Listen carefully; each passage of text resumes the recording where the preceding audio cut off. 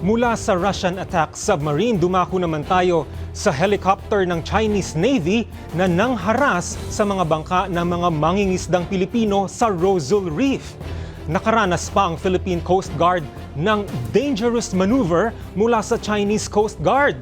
May balitang A to Z si Ace Cruz.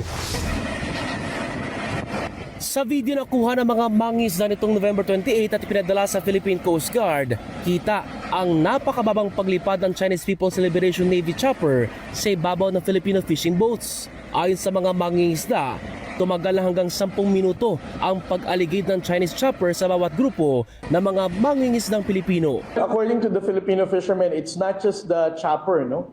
The China Coast Guard vessels na nandoon sa vicinity has been challenging ang ating mga mangingisdang Pilipino and then even telling them to leave the area. Idineploy ang dalawang sasakyan ng PCG sa Rosal Reef nitong November 30 para alalayan ang mga mangingisdang Pilipino. Pero habang papunta sa Rosal Reef, we experienced dangerous maneuver on the part of the Chinese Coast Guard vessel 5203 around 8 p.m. and 10 p.m. nung gabi ng November 30 when we passed through the vicinity of Escoda Shoal. December 1, nang marating ng PCG Rosal Reef kung saan naroon ang higit sa 100 mangingisdang Pilipino lulan ng nasa 18 bangka. Nandun din ang dalawang sasakyan ng Chinese Coast Guard. Matapos sumadsad ang dalawang fishing boat ng Pilipinas dahil sa lakas ng alon at masamang panahon. Ayon sa PCG, pawang kapwa Filipino fishermen ang sumaklolo sa mga mangingisda. It was also shared by the Filipino fishermen na despite of the presence of the two China Coast Guard vessels, ay hindi sila tinulungan ng China Coast Guard vessel.